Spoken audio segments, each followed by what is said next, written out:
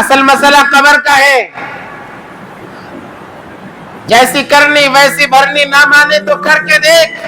جنت بھی ہے دوزخ بھی ہے، نہ مانے تو مر کر دیکھ. قرآن بھرا پڑا ہوا قیامت کے عذابات سے. مرنا تو ہے، اللہ کے پاس تو جانا ہے نا. اصل مسئلہ تو وہاں کا ہے، قبر کی تنہائی. کوئی ہمارا ساتھی نہیں، نہ بیٹا نہ بیٹی نہ بیوی نہ ماں باپ، کوئی ساتھ نہیں ہے. کنو منو مٹی تلے اکیلے اکیلے پڑا ہوا ہے.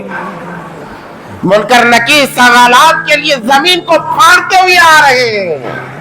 نبی علیہ السلام نے فرمایا مردے کو کوئی اور عذاب نہ دیا جاتا، بس منکر نکیر کی اصلی حالت بتا دی جاتی. تمام عذابات سے بڑا ہی عذاب تھا. وہ جب آتے ہیں زمین کو چیرتے ہوئے اپنے دانتوں سے پھاڑتے ہوئے آتے ہیں سوال و جواب کرنے کے لیے. اب اندازہ لگاؤ، اندھیری کوٹڑی ہے، کوئی ساتھ نہیں ہے، زمین کے نیچے ہے. اگر کمرے میں ہوتا بھاگنے کے امکانات ہو سکتے، چلو میں بھاگ سکتا ہوں یا دریچے سے آواز دے سکتا ہوں، کچھ بھی ہو سکتا تھا. چلو کم سے کم بیڈ کے نیچے چھپ سکتا ہوں کمرے میں. قبر اتنی تنگ قبر کہ انسان مشکل سے کروٹ لے سکتا ہے، مشکل سے کروٹ لے سکتا ہے. اس قبر میں کہاں بھاگے گا، کس کو آواز دے گا؟ آواز تیری قبر سے اونچی آئے گی بھی نہیں. اس وقت منکر نکیر آئیں گے، اللہ کا عذاب آئے گا، 99 عزے اس انسان پر مسلط کر دیے جائیں گے.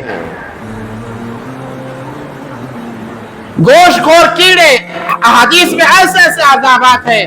ایک مخلوق کیڑے مسلط کر دیے جاتے ہیں، بلکہ نبی علیہ السلام نے فرمایا کیڑوں کی چادر ڈال دی جاتی ہے. وہ کیڑوں کی چادر ایسی ہے، پاؤں سے ڈالنا شروع کرتے ہیں، سر تک آنے سے پہلے سارا گوشت ختم ہو جاتا ہے. پھر سر سے پھر دوبارہ انسان بن جائے گا، پھر سر سے وہ چادر اڑانا شروع کیا جائے گا پاؤں تک آنے سے پہلے سارا گوشت ختم ہو جائے گا. ایسے خطرناک کیڑوں کی وہ چادر. کیا ہمیں مرنا نہیں ہے؟ کیا ہمارے پاس جو عہدہ ہے ہمیشہ باقی رہے گا؟ کیا ہمارے پاس جو مال ہے ہمیشہ باقی رہے گا؟ کیا ہمارے پاس جو طاقت ہے ہمیشہ باقی رہے گی؟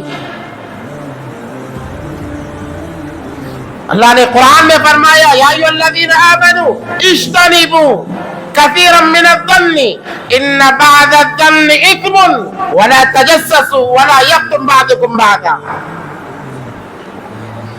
بدگمانی نہ کرو، کسی مسلمان کے بارے میں بدگمانی نہ کرو.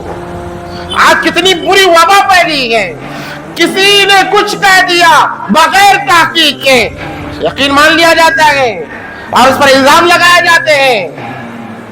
کسی نے کچھ کہا، وہ کہنا کچھ جاتا تھا مگر اس نے کچھ اور سمجھ لیا. نہ اتفاقیاں، دوریاں اللہ کو بالکل پسند نہیں ہے. تو نبی علیہ السلام کا فرمان،